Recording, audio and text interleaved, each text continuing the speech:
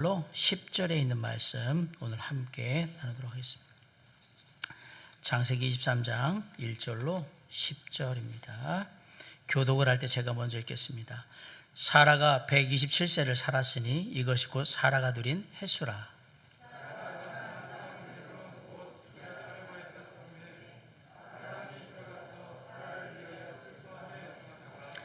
그 시신 앞에서 일어나 나가서 헷 족속에게 말하여 이르되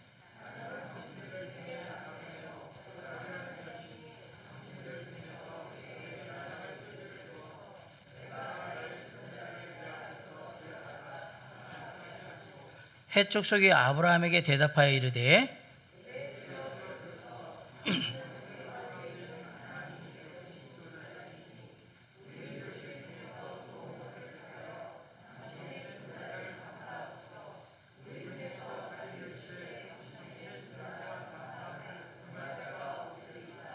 아브라함이 일어나 그 땅 주민 헷 족속을 향하여 몸을 굽히고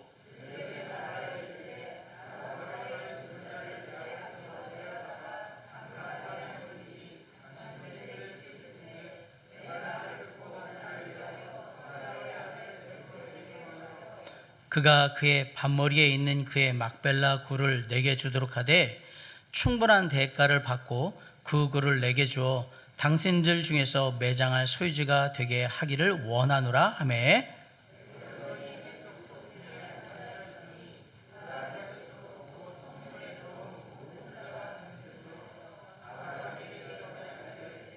내 주여 그리 마시고 내 말을 들으소서.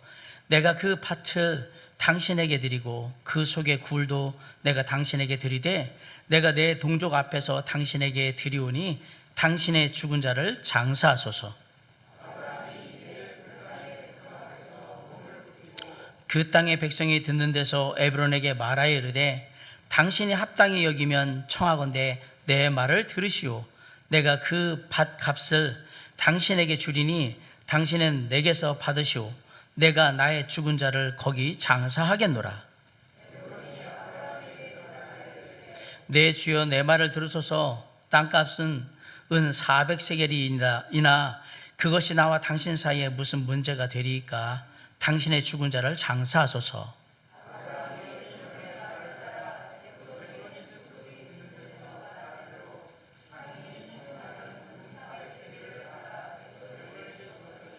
마므레 앞 막벨라에 있는 에브론의 밭 곧 그 밭과 거기에 속한 굴과 그 밭과 그 주위에 둘린 모든 나무가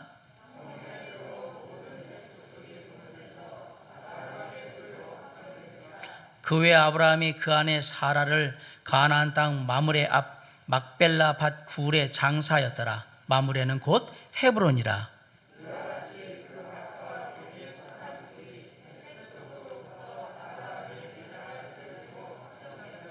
아멘.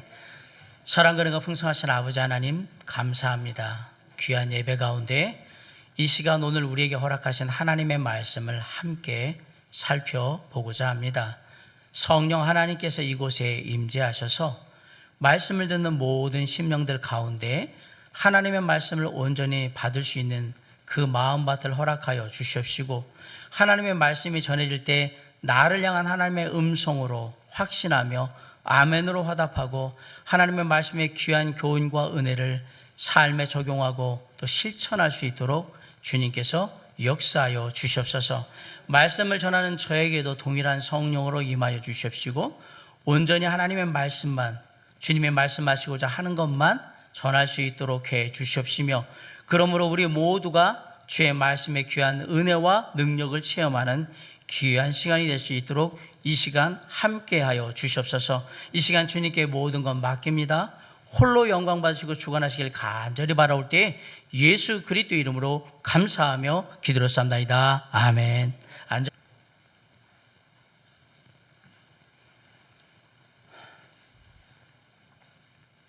1월 29일부터 공식적으로 코로나19 환자가 확진이 된 이후로 11개월째 계속되고 있는 코로나19 상황이 우리를 좀 답답하게 만들고 또 힘들게 만들고 있습니다.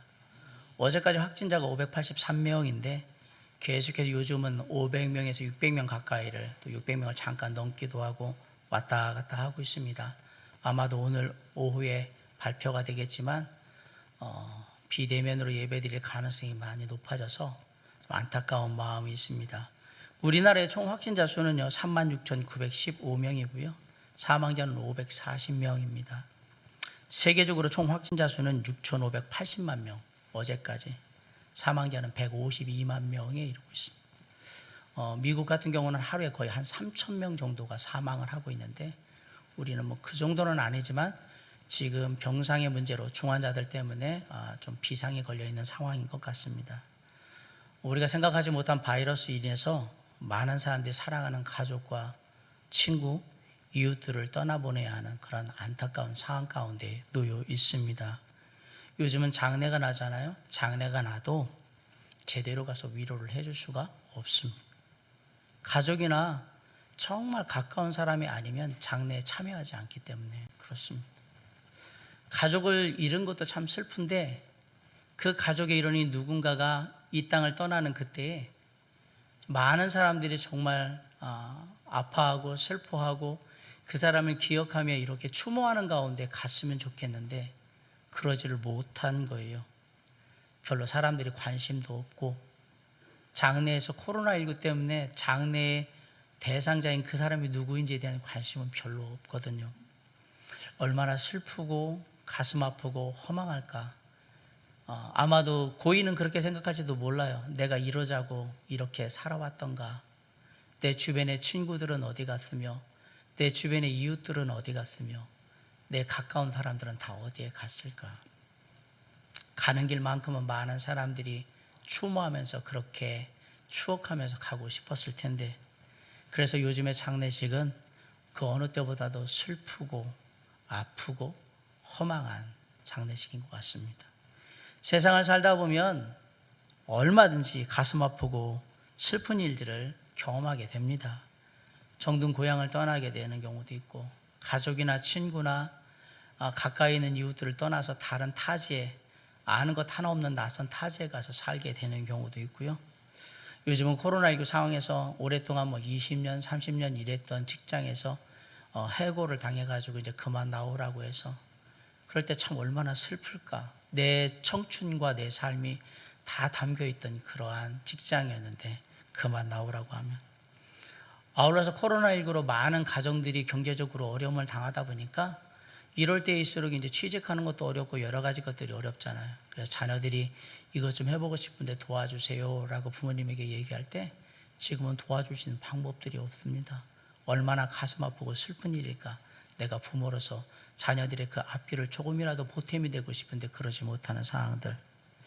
그런데 그 중에서 가장 일반적이고 가장 가까이서 우리가 경험할 수 있는 경험, 사랑하는 가족 중에 누군가가 어떤 이유로 이 세상을 떠나는 게 가장 아프지 않을까 생각해 봅니다. 그게 질병이 됐든 사고가 됐든 연세가 많으셔서 이제 돌아가실 때가 됐든 간에 사랑하는 누군가가 우리의 곁을 떠난다는 것은 정말 가슴 아프고 슬픈 그러한 경험입니다. 그 모든 슬픈 경험들 속에서 가장 슬픈 게 뭘까?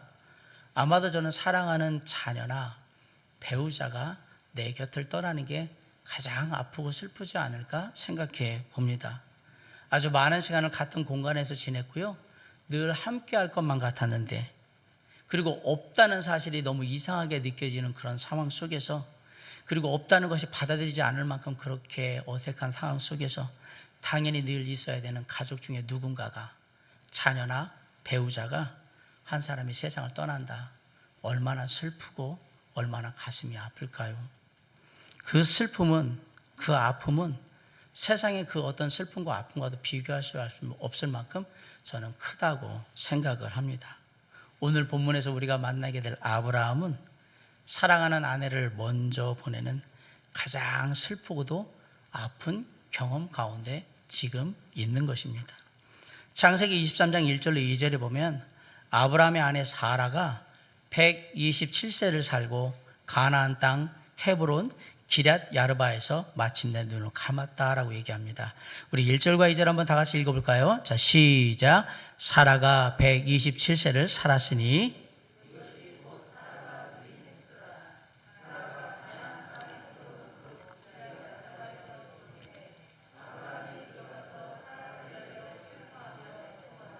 네, 사라가 죽었어요. 127세를 마지막으로 죽었어요.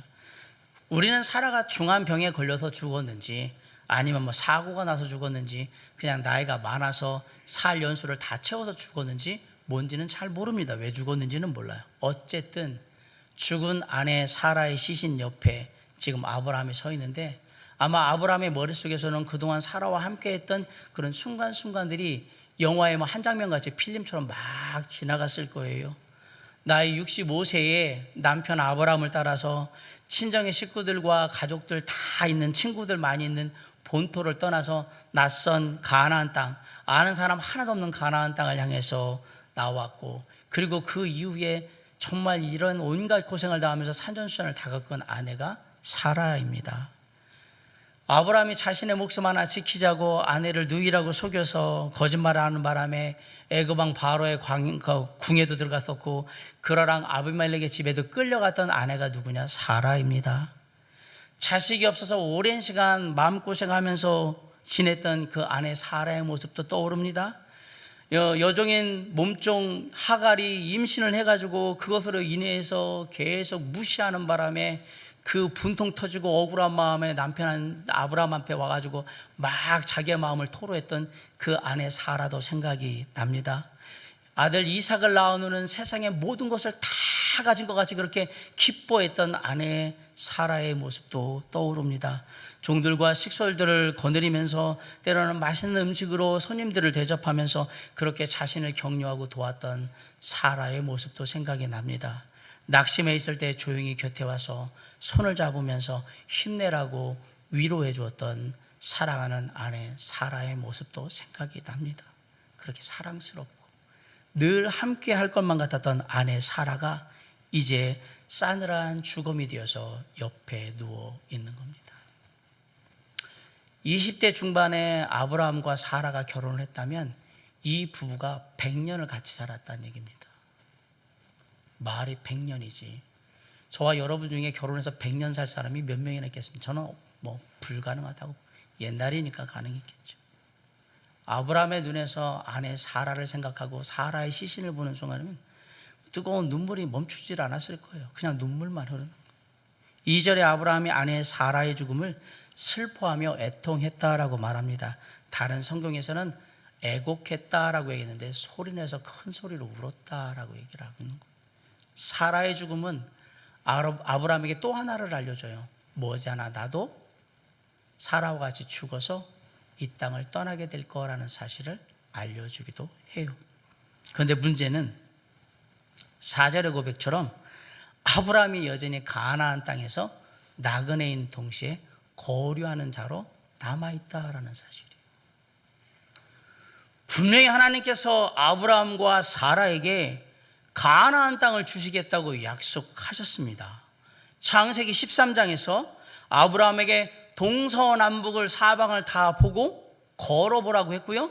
네가 밟는 모든 땅을 다 네게 주겠다라고 분명히 하나님께서 약속하셨어요.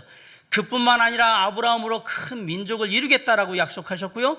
그 이름을 창대하게 하겠다고 약속하셨고요. 후손들을 땅의 티끌과 바다의 모래같이 그렇게 많게 번성하게 하시겠다고 분명히 약속하셨습니다. 그런데 지금 아브라함에게는 딸랑 아들 이삭 하나밖에 없습니다.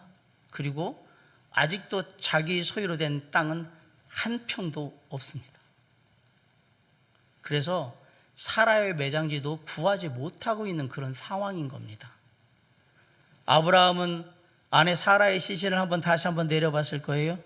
정말 기가 막힐 노릇이에요. 사라는 하나님의 약속이 제대로 이루어지는 것을 보지도 못하고 지금 죽었어요. 늘 그 약속만, 그 약속이 마치 선거철에 정치꾼들이 나와가지고 우리에게 막 공약하더니 빌공짜의 그 공약, 헛된 약속을 하듯이 그렇게 들릴 수밖에 없는, 왜 하나도 안 이루어지니까 그런 약속만 바라오며 지금까지 살아왔는데 허무하게 간 거예요. 우리에게 약속된 하나님의 축복은 어디에 있을까? 이루어지기나 할까? 약속만 바라보고 지금까지 인내하고 기다려온 삶에 귀한 동역자가 이제 한 사람이 쓰러진 거예요. 나라도 별 수 있겠나? 나도 이렇게 살다가 그 약속만 그냥 바라보다가 죽겠지. 아마 이런 생각도 했을 것 같아요. 그러면서 생각했을 거예요. 다시 고향으로 돌아가면 어떨까라는 유혹도 받아들지 모릅니다. 슬프긴 슬픈데 여기에는 아내 사라를 매장할 매장지도 없고, 내가 조상의 땅으로 다시 돌아가면 거기서 아내를 매장하는 건 뭐 어렵지 않으니까, 그리고 그것들이 다 편안하니까 더 좋지 않을까라고 생각했을지도 몰라요. 창세기 22장 20절로 24절에 보니까 동생 나홀은 여러 자녀를 낳고 그 조상들의 땅에서 아주 잘 살고 있었어요. 아마도 형인 아브라함이 돌아간다 그러면 동생인 나홀이 정말 두 손을 들고 환영했을 겁니다. 고향으로 돌아가면 아내 사라의 장래 문제도 잘 마무리될 것이고요. 남은 여생을 형제자매들과 함께, 가족들과 함께, 친한 친구들과 함께, 그리고 예전부터 잘 알았던 동네의 친한 사람들과 함께 그렇게 평안하게 행복하게 잘 마무리할 수도 있는 겁니다. 그렇게 하는 게 이루어지지도 않을 약속을 마냥 기다리면서 이 낯선 땅에서 그냥 그렇게 사는 것보다는 훨씬 낫지 않겠습니까? 이렇게 믿음의 삶을 살다 보면은 지금 아브라함이 당하고 있는 이런 같은 상황을 저와 여러분도 당할 수 있다라는 사실입니다. 하나님의 약속된 축복을 바라보면서, 말씀의 약속을 바라보면서 살고 있는데, 지금 내 삶을 보면 하나님의 말씀을 그냥 그 약속 중에 하나도 일도 제대로 이루어질 기미가 전혀 보이지 않습니다. 오히려 약속을 기다린다고 지금까지 왔는데 괜히 더 상실감만 더 커지는 것 같고, 괜히 생각하면 계속 슬퍼지고, 내가 왜 이러고 있을까? 언제까지 약속만 기다리고 있어야 되나? 그리고 그 기다리는 고통만 더 커지는 것 같아요. 다 접고 원래대로 돌아갈까? 더 나아가서 신앙생활, 믿음의 삶 포기하고 그냥 돌아갈까? 라는 생각이 들지도 몰라요. 우리가 흔히 개신교를 얘기할 때 6만 교회, 15만 성직자, 1000만 성도 이렇게 얘기를 합니다. 그런데 거기에 많은 90% 가까운 교회들이 다 미자립 교회입니다. 제가 말하는 미자립 교회는 청장년 성도가 30명이 안 되는 교회들이 다 미자립 교회입니다. 문화체육관광부에서 2018년에 종교 현황을 조사한 자료가 있는데요.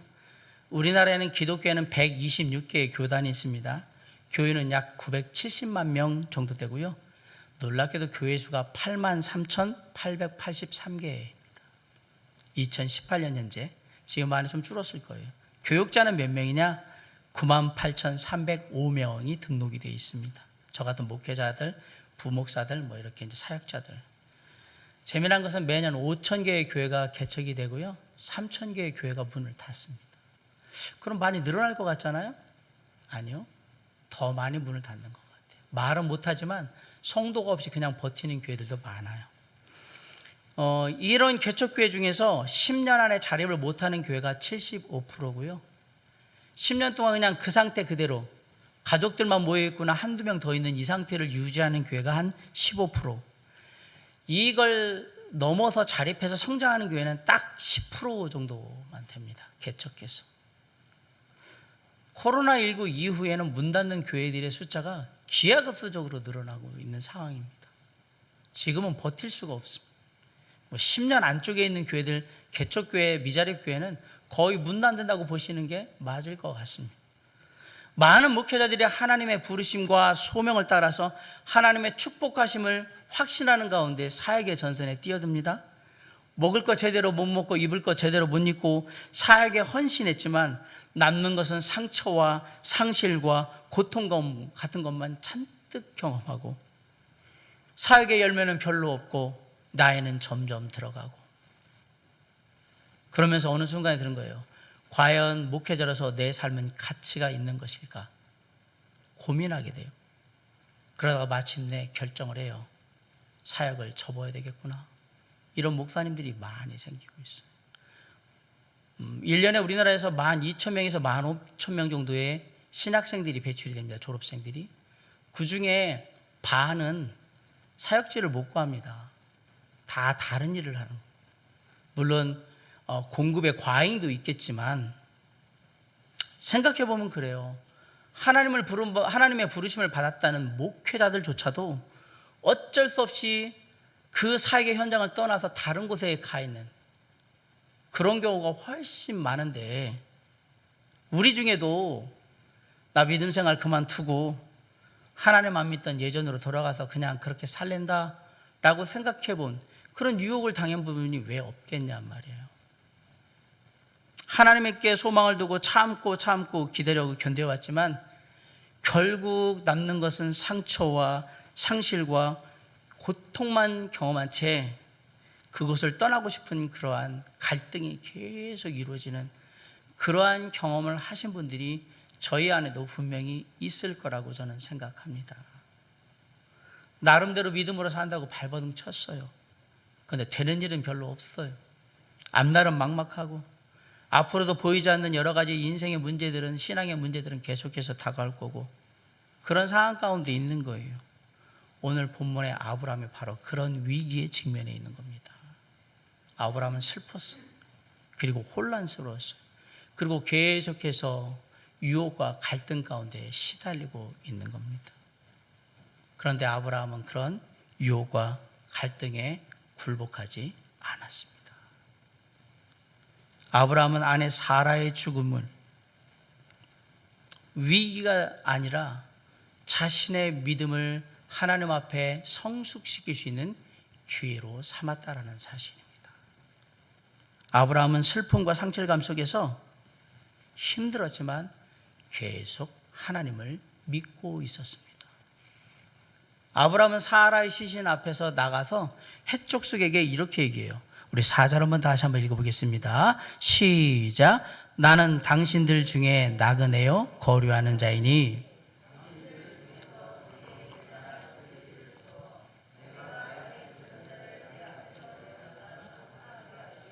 네, 아브라함은 아내 사라를 하나님이 약속하신 땅 가나안에 묻기로 지금 결정한 겁니다. 지금도 종종 그렇게 하지만 그 당시에는 보통 사람이 죽으면 그 사람이 원래 태어났던 고향에 갔다가 묻는 게 관례였습니다. 아브라함이 가나안 땅 헤브론에 아내 사라의 시신을 매장하려 한다라는 사실은 이제 가나안 땅에 뿌리 박겠다라는 얘기고요. 가나안 땅이 자기 후손들에게 약속의 땅이 되게 하겠다는 의도가 분명히 있다 이 얘기예요. 다시 말해서 갈대아우르나 하란으로 돌아갈 일은 절대 없다라고 지금 얘기를 하고 있는 겁니다. 아브라함은 믿음으로 하나님이 부르시고 약속하신 땅에 계속 거하기로 한 겁니다. 삶에 아픔이 있고 슬픔이 있다 해도 뒤돌아서지 않겠다라고 지금 하나님께 말씀하고 있는 거예요. 정말 너무 대단하고 멋있는 그런 결단 아닙니까? 아브라함의 요청에 대해서 헷족속이 아주 좋게 받아들였어요. 6절 한번 다 같이 읽어볼게요. 시작. 내 주여 들으소서. 당신은 우리 가운데 있는 하나님이 세우신 지도자이시니.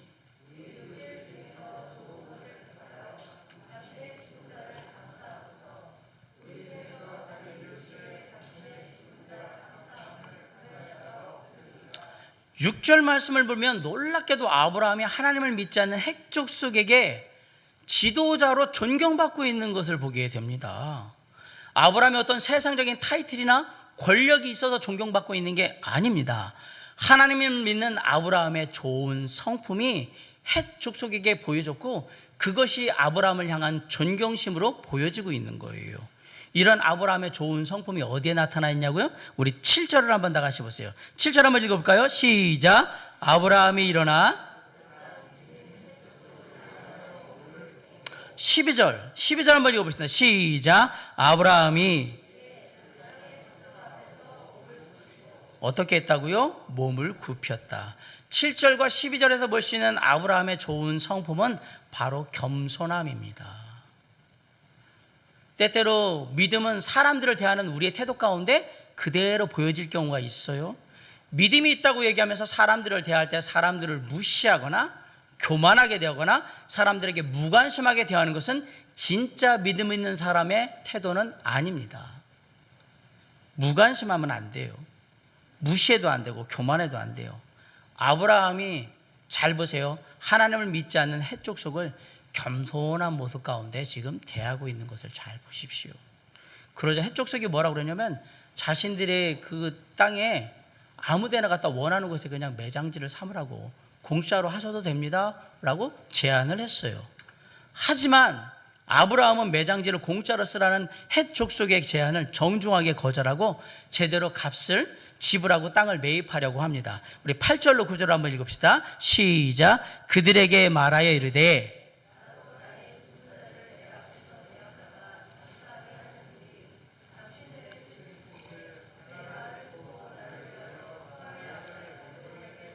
구절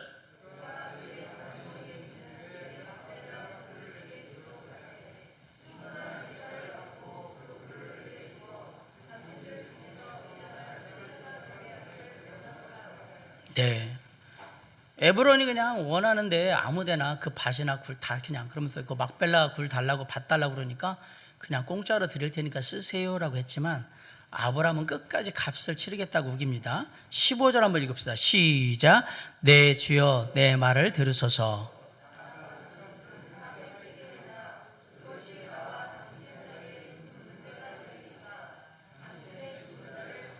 16절.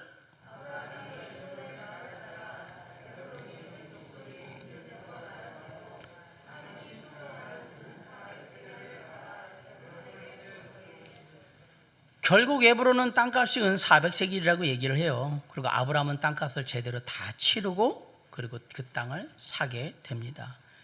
이제 가나안 땅에 손바닥만한 땅이지만 아브라함의 진짜 소유지가 생기게 된 겁니다. 아브라함이 끝까지 그 땅값을 공짜로 주겠다고 했는데도 끝까지 그 땅값을 치르려고 했던 그 이유는, 그것도 에브론과의 개인적인 1:1 계약이 아니라 많은 성에 있는 헷족속 사람들이 보는 앞에서 이 일을 그들의 방식대로 공식적인 절차를 거쳐서 이 일을 처리하려고 했던 이유는 그 땅에 대한 아브라함의 소유권을 공고히 하려는 목적이 있었던 겁니다. 나중에 시간이 지나서 공짜로 받았는데 그때 공짜로 줬나 돈을 줬나 모르겠네, 막 시간이 흘러서 그러므로 말미암아서 이 땅에 대한 소유권의 문제가 다시 시비거리가 되지 않게 하기 위해서 그렇게 했던 거예요. 자, 아브라함이 가나안 땅에 이 헤브론의 매장지를 샀다라는 말은 자신이 떠나온 고향, 친척, 아버지 집과 영원히 결별하겠다라는 의미입니다. 다시 안 돌아간다. 이제 갈대 우르나 하란이 아니라 가나안 땅이 내게 하나님의 약속하신 땅인 동시에 나의 아들 이삭과 나의 후손들에게 약속하신 하나님의 땅이라고, 나는 그렇게 하겠다라고, 상속받게 하겠다라고 믿음으로 지금 표현하고 있는 거예요. 땅에 대한 하나님의 약속이 전혀 이루어질 것 같지도 않고, 자신과 함께 하나님의 약속을 기다렸던 아내 사라는 이미 죽었어요. 그리고 이제 자신도 얼마 안 있으면 나이가 들어서 죽게 될 거라는 것을 뻔히 알고 있는 아브라함이 어떻게 이렇게 믿음의 모습을 보일 수 있었을까요? 고향으로 돌아가 아내 사라를 장사하는 게 훨씬 더 편하고 자연스럽고 안전한데 왜 굳이 낯선 사람들이 있는 그 낯선 땅에 아내 사라를 매장하려고 하는 걸까요? 그것은 아브라함이 더 멀리 바라봤기 때문에 그렇게 했던 것입니다. 아브라함은 자신을 향한 하나님의 약속이 자신의 때에만 국한된다고 생각하지 않았던 겁니다. 나를 향한 하나님의 약속은 나뿐만 아니라 나의 아들 이삭, 그리고 이삭 이후의 후손들에게도 동일하게 적용된다는 사실을 굳게 믿고 있었던 겁니다. 그래서 미래 자신의 후손들을 위한 계획을 지금 하나씩 이루어가고 있는 겁니다. 하나님의 축복된 약속은 단지 이 생에서의 삶으로 끝나지 않습니다.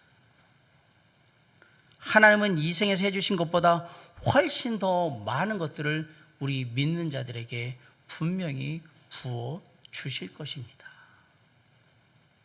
히브리서 11장 13절로 16절에 아브라함과 사라에 대해서 이렇게 성경은 얘기하고 있어요.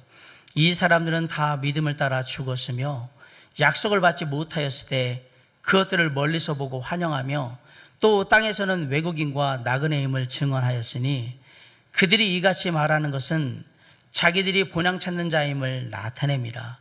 그들이 나온 바 본향을 생각하였더라면 돌아갈 기회가 있었으려니와 그들이 이제는 더 나은 본향을 사모하니 곧 하늘에 있는 것이라. 이러므로 하나님이 그들의 하나님이라 일컬음 받으심을 부끄러워하지 아니하시고 그들을 위하여 한 성을 예비하셨느니라. 우리가 슬픔과 상실감 속에서도 하나님을 계속해서 신뢰해야 되는 이유는 하나님의 축복의 약속이 이 생에서만 끝나지 않기 때문에 그렇습니다. 히브리서의 말씀처럼 우리에게는 더 나은 본향이 있기 때문에 그렇습니다. 하나님께서는 더 나은 본향을 바라보는 우리의 믿음을 높이 생각하십니다.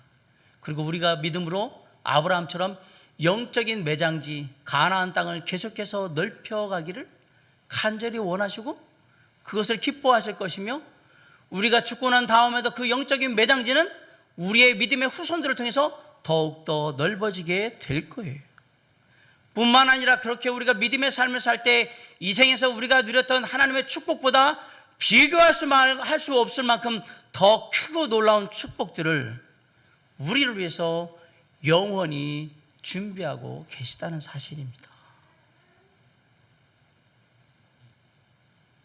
그래서 슬픔과 고통과 상실감의 순간이 우리의 믿음을 무너뜨리는 순간이 아니라 우리의 믿음을 가장 크게 드러내는 순간이 되어야 하는 겁니다. 왜냐하면 하나님의 약속을 믿는 자들은 이 땅의 슬픔과 아픔과 고통과 상실, 심지어 죽음까지도 뛰어넘는 하늘의 소망을 가지고 있기 때문에 그렇습니다. 사랑하는 성도 여러분,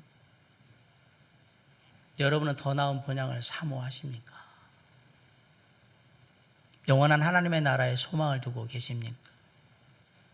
혹시 이 세상에 지금 내게 주어진 상황에만 초점을 맞추면서 그냥 앞만 보고 살기에 급급한 삶을 살고 있는 것은 아닙니까?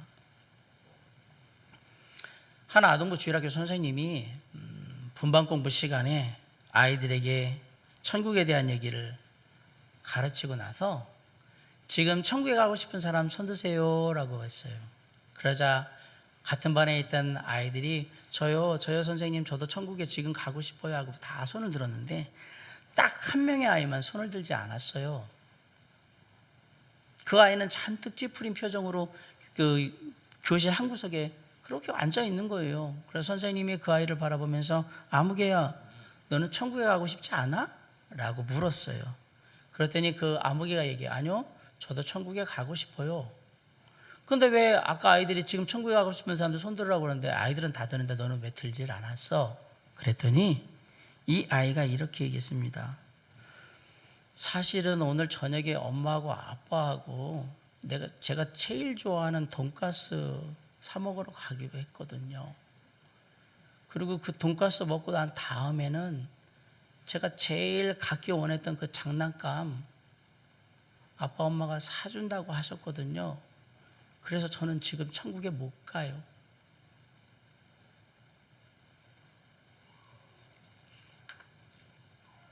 하나님이 주신 영원한 하나님의 나라에 대한 더 나은 본향에 대한 관심을 잃어버리면 이 땅의 현실에만 급급한 삶을 살 수밖에 없습니다.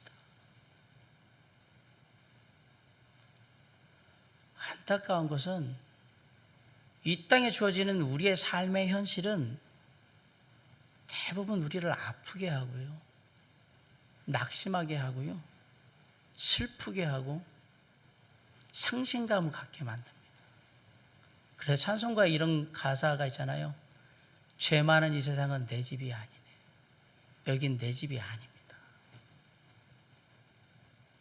내 집이 아닌 데서 내 집같이 자꾸 행세를 하니까 남들한테 욕먹고 구박당하고 뺏기고 그리고 무시당하는, 여기 내 집이 아니라고.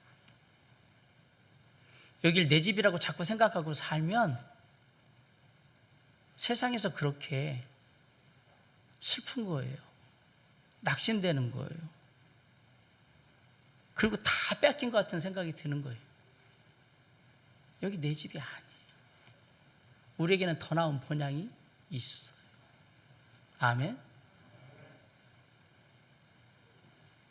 아브라함은 정말 세상에서 낙심할 만한 때에 더 나은 본향을 바라봤습니다.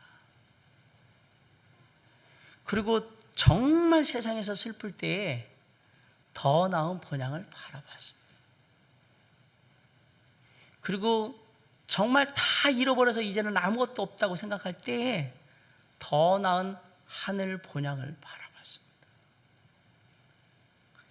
그래서 아브라함은 자기 인생에서 가장 아프고 슬프고 힘들고 모든 것을 다 상실했다고 생각할 때에 오히려 믿음으로 굳건히 서 있는 모습을 보여줄 수 있었던 겁니다.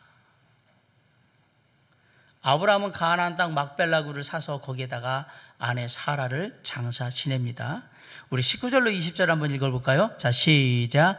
그 후에 아브라함이 그 아내 사라를 가나안 땅 마므레 앞 막벨라 밭굴에 장사하였더라. 마므레는 곧 헤브론이라. 20절.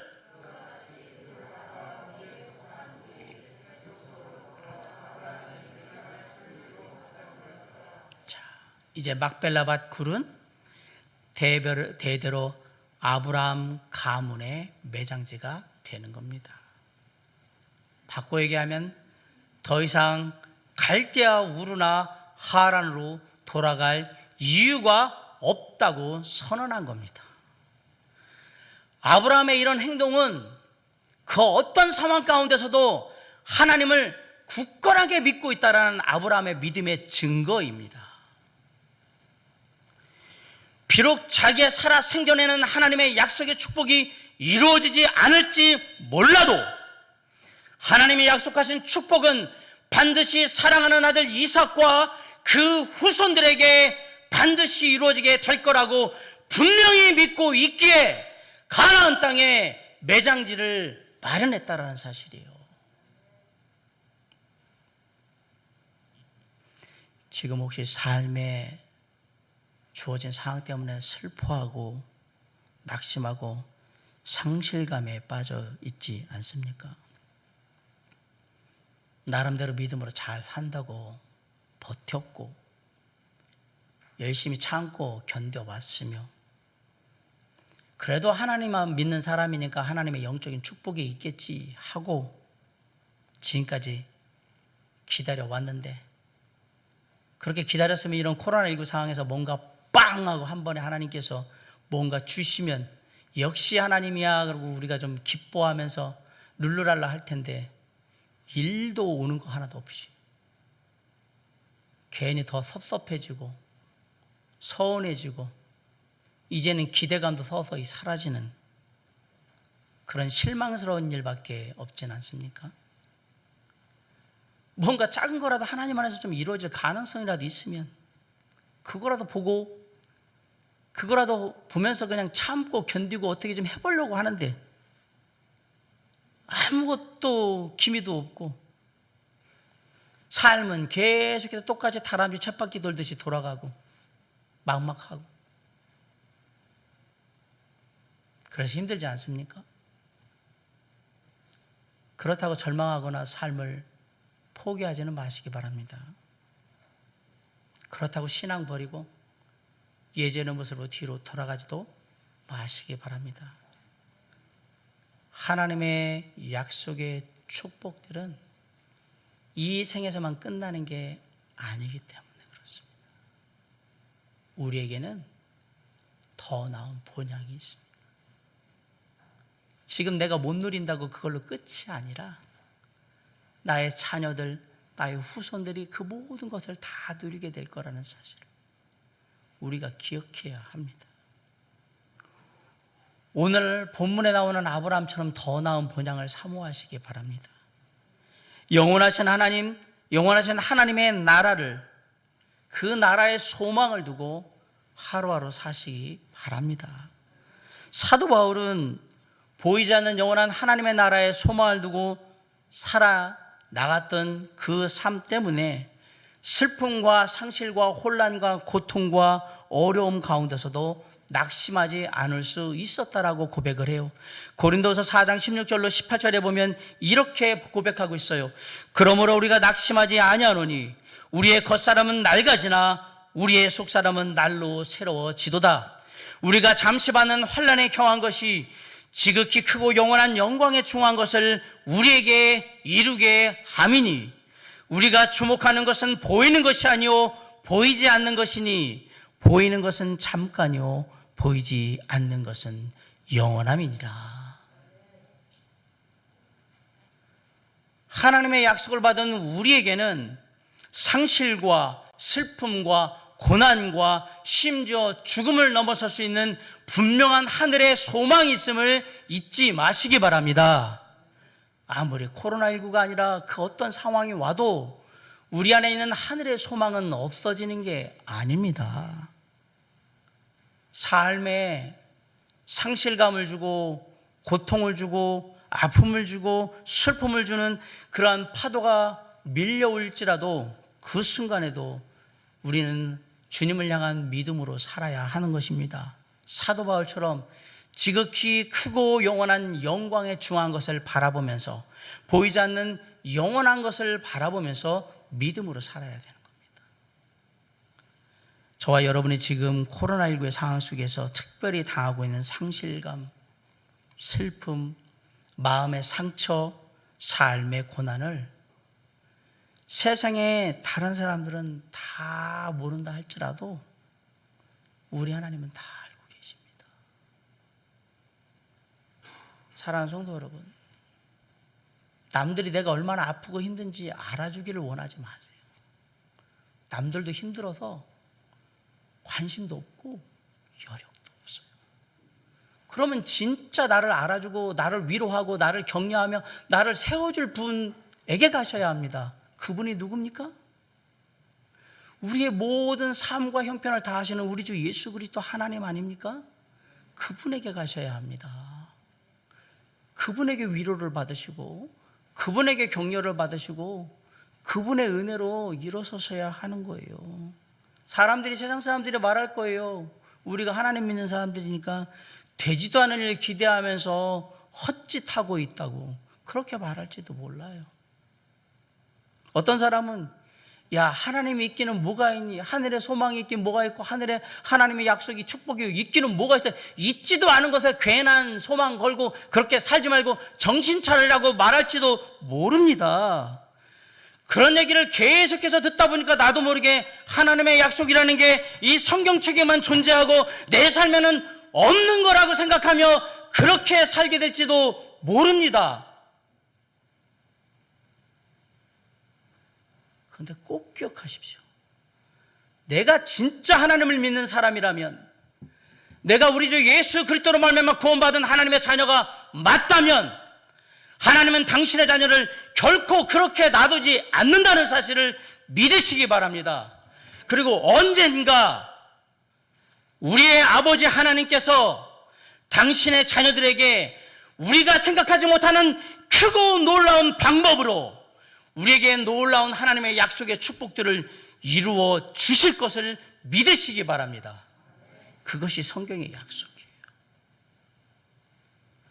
그 믿음으로 슬픔과 상실감을 넘어서 더 나은 본향을 향한 소망을 가지고 오늘도 하나님과 함께 나아가는 겁니다. 지금도 내게 주어진 삶의 상황이 힘들어요. 어려워요. 막막해요. 코로나19가 언제 끝날지 몰라요. 되는 건 없어요.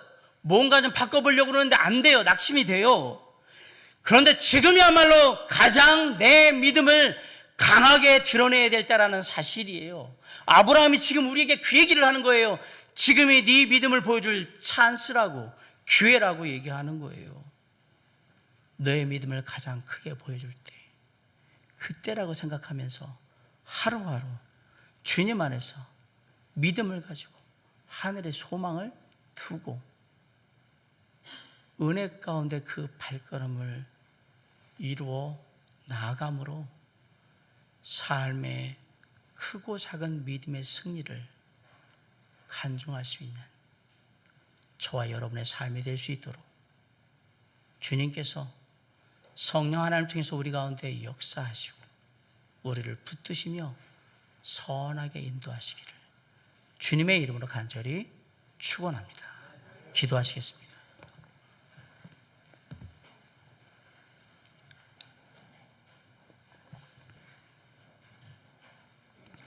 사랑과 은혜가 풍성하신 아버지 하나님,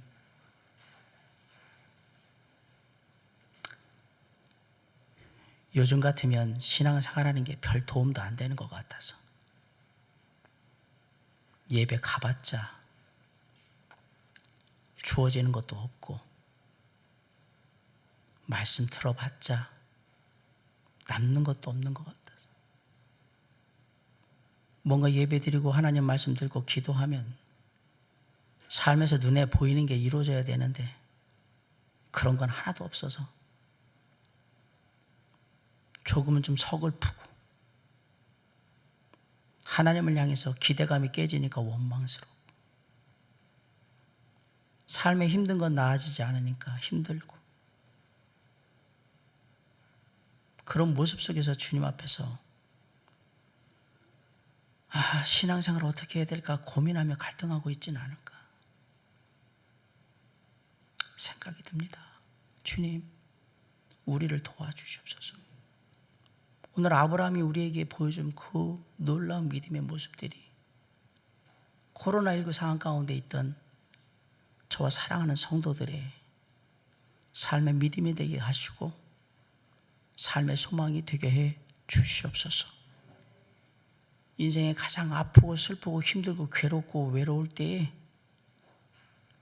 주님을 믿고 의지하며 하늘의 소망을 둠으로 그 모든 상황을 이겨냈으며 더 나아가서 더 나은 본향을 사랑하는 아들 이삭과 후손들에게 물려주기 위해 최선을 다해 믿음의 결단을 이루고 있는 아브라함의 모습 속에서 오늘 다시 한번 도전받게 해 주시옵시고 우리의 삶도 그 믿음의 길을 함께 걸어갈 수 있도록 역사해 주시옵소서.